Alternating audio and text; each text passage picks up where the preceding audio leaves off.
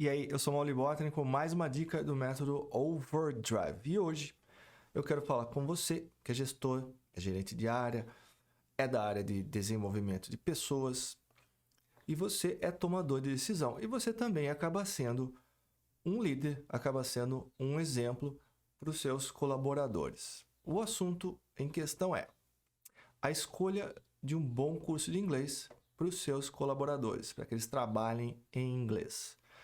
Eu resolvi falar sobre isso porque eu tenho visto muitas experiências erradas acontecendo. Escolhas de escolas erradas, de cursos errados, e o resultado não vem. E aí a coisa complica.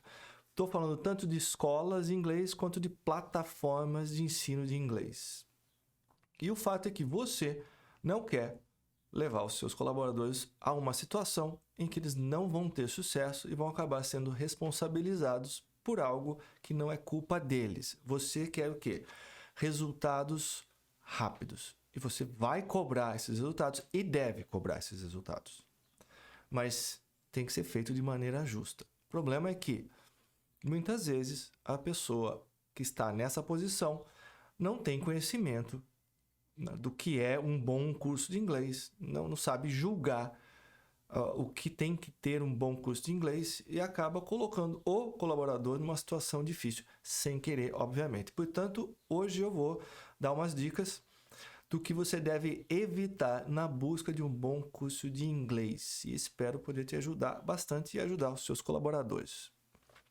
Primeira coisa, fuja dos métodos convencionais, que são esses métodos que vêm com inúmeros livros, com o conteúdo todo já definido. Os seus colaboradores precisam, durante as aulas, falar sobre o trabalho deles. Nada de seguir livros. Para quem trabalha em empresa, realmente precisa do inglês para trabalhar livros com conteúdos definidos. Seguir esses livros durante as aulas não é eficaz. Não estou dizendo que não serve para nada, mas não vai ser eficaz, não vai trazer o resultado que você espera. As aulas de inglês têm que estar voltadas para o trabalho do aluno. Ele vem para a aula, é uma extensão do trabalho do aluno. Inclusive, o professor vai estar totalmente envolvido nas atividades do aluno, porque ele precisa conhecer bem o que o aluno faz para poder ajudá-lo. Esse é um ponto central. Outro ponto, curso que proíbe o português em sala de aula, ou a tradução, demoniza a tradução em sala de aula e fora dela, em qualquer lugar, tem que ser descartado. Vou dizer o porquê. Você que trabalha em empresa sabe o que eu estou falando. É comum, você recebe uma instrução operacional, um relatório, você vai ler esse relatório em inglês, vai ter palavra que você não conhece, professor seu disse que você não pode traduzir. Você vai traduzir, porque você vai numa reunião depois, você tem que saber o que está escrito aqui. É ou não é? Você vai fazer o quê? Você vai olhar no dicionário, obviamente. Depois que você entender o que está escrito ali, você vai para uma reunião discutir com seus colegas. Depois vai haver alguma decisão e você tem que escrever, digamos que você tem que escrever um e-mail explicando algum processo, descrevendo algum processo que foi discutido nessa reunião proveniente desse relatório. E você vai... Estou falando de pessoas que ainda não são fluentes, tá?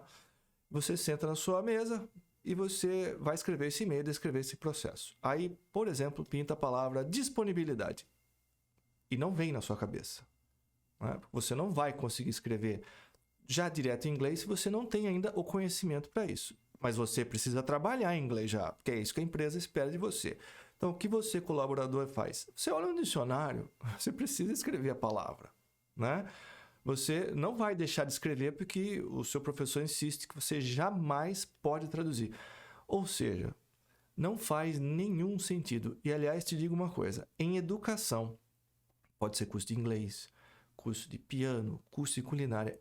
Quando a gente fala em educação e aprendizado, professor e aluno precisam se entender. Quando você bloqueia para um aluno que não fala inglês, você só fala inglês com ele e você não permite que ele tire as suas dúvidas, o processo está comprometido. E, aliás, eu que dou aula em empresas há mais de 25 anos te digo, o que é mais comum, até com alunos que falam bem inglês, vem para a aula, por exemplo, um aluno que é da área de segurança. Eu tenho uma aluna que já fala muito bem inglês, mas quando tem um acidente complexo lá na fábrica, ela vem para mim e pede minha ajuda. Como é que ela explica uma coisa em inglês que ela não sabe como? Então, ela vem para mim e me diz em português o que ela quer dizer. Todas aquelas ações, né, que aconteceram, explicando o acidente. Minha obrigação como professor, é ajudá-la a escrever esse e-mail, esse relatório, que vai ser passado para frente e precisa estar correto. Então, mesmo um aluno que fala bem inglês, vira e mexe, ele vem para a aula e fala assim, como é que eu digo isso? Como é que eu explico aquilo? Muitos alunos me escrevem, me mandam mensagem dizendo, dá uma checada nessa frase para mim, que eu vou mandar esse e-mail para, sei lá, alguém importante do cliente ou do fornecedor e precisa estar certo. Então, a pessoa fala bem inglês, mas quer se assegurar que aquilo funciona. Ou vem com uma apresentação que vai fazer para o VP, para os diretores, e não quer queimar seu filme, vem com a apresentação, pessoas que já falam bem inglês, para corrigir. Então, a gente bota o slide na tela e eu vou corrigir no texto. E aí, quando a gente descobre aquele monte de erro lá, qual que é a sensação do aluno? De segurança, de saber que tem um professor que funciona como um consultor, que está dando uma força para que ele consiga trabalhar e se sair bem e não se exponha de maneira errada.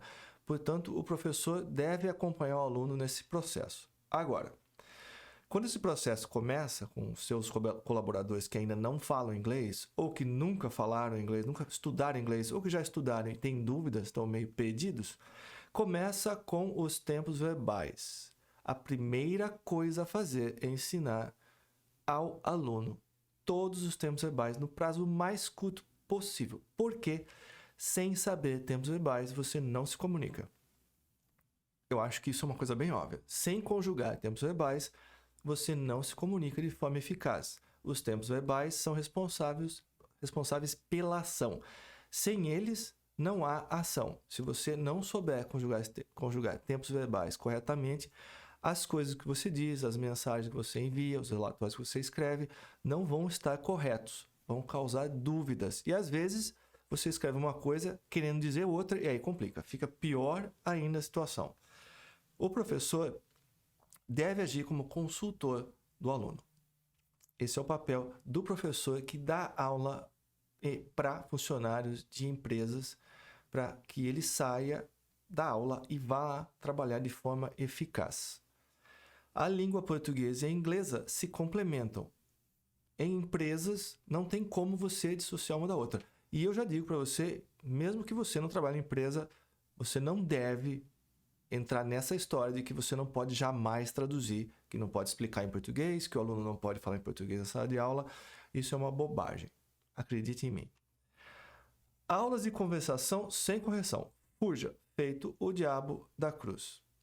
Brasileiro tem fetiche com conversação. Eu não tenho outra palavra para usar, é fetiche mesmo. Tem muita gente que me procura dizendo, eu só quero fazer aula de conversação, não quero ler, não quero escrever, nada, como se isso fosse bom. E aí eu converso com a pessoa para avaliar e a pessoa não consegue montar frases, não consegue dizer, por exemplo, eles deviam ter feito isso ontem. Não consegue fazer uma frase simples como essa, mas querem conversar em inglês. Eu sei por quê. Porque a experiência anterior foi a seguinte. Geralmente, aulas de conversação são apenas de conversação. O aluno fala errado, vamos dizer que está num grupo. O aluno fala errado, o outro entende, o professor deixa rolar, porque é só conversação. Entendeu? Deixa rolar. Quando você conversa e você não é corrigido, você apenas transforma erros em certezas. Então, imagina um americano aprendendo português e diz para o professor, estas máquinas estão quebradas. Estas máquinas estão quebradas. E o professor fala assim, o que aconteceu? Ao invés de corrigir, essas máquinas está, vai funcionar para ele. Ele vai achar que ele falou corretamente. Isso é só um exemplo, uma gota do caos criado por conversar sem que o aluno saiba conjugar tempos verbais, sem que ele use o vocabulário correto, construções gramaticais corretas. Ou seja, aulas de conversação só em inglês, sem correção, são uma tragédia. Só vão fazer com que o aluno acredite que ele está falando certo, quando ele, na verdade, não está. Outro problema, cursos sem professores designados. 100 professores que vão atender a mesma pessoa. O professor daquele grupo, daquele aluno ou daquele grupo. Se for individual daquele aluno. Que também é outra coisa. O aluno, o seu colaborador, não precisa fazer aula VIP, aula individual, se não tiver um prazo muito curto, uma necessidade muito urgente. Se não tiver aulas em grupo, de no máximo 4 alunos. Aí vira reunião, os assuntos são discutidos, tá? O problema é o seguinte, muita gente fica atraída por plataformas de ensino porque você faz aula a hora que você quiser. De madrugada, à noite, jantando, tomando banho. É atraente, mas não é eficaz. O professor deve ser consultor do colaborador. Se o professor conhece o que o aluno faz, conhece as eficiências de inglês dele, conhece a área, ele vai ajudar esse aluno de uma maneira mais eficaz. Vou te dar um exemplo. Eu tive um aluno, especialista em solda, ele fez aula comigo por 15 anos. Não é que ele estava estudando inglês por 15 anos. Lógico que as aulas serviam para que ele fosse melhorando o inglês dele, mas ele é uma pessoa que viajava muito, enviava muitas mensagens, escrevia muitos relatórios.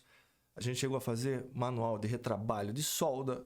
Então, ele escreveu todo o texto e eu fui corrigindo. Como eu, 15 anos, também conheci um pouquinho do mundo da solda, então eu tinha a capacidade de ajudá-lo. Esse manual foi enviado para mais de 10 plantas ao redor do mundo.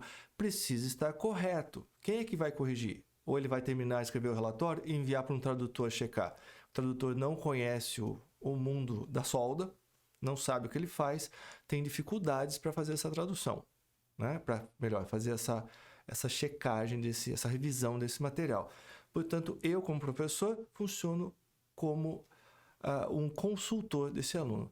Inclusive, muitas aulas viram reuniões e já aconteceu comigo. Alunos chegaram a conclusões técnicas, resolveram problemas na aula e foram para o setor lá colocar em andamento essa ideia nova que surgiu, colocar essa solução em prática. Portanto, é bom que o aluno tenha sempre o mesmo professor. Você tem que buscar algo que faça sentido. Essas dicas que eu te dei são preciosas. Se você buscar algo que não funcione no dia a dia, por mais bonito que pareça no papel, o que vai acontecer? Você, daqui a um tempo, vai cobrar o seu colaborador de resultados, né? Não está falando inglês ainda? O que está acontecendo? Vai parecer que a culpa é do colaborador. Coitado, que está fazendo um curso que não é eficaz e ele vai pagar o pato. E você vai cobrar, porque você tem mesmo que cobrar.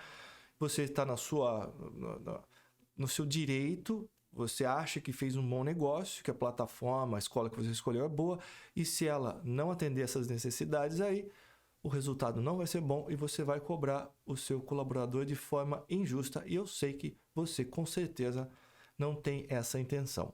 Legal? Eu espero que eu possa ter ajudado. E se você não me segue nas redes sociais, me siga. Estou esperando você lá e a gente se vê.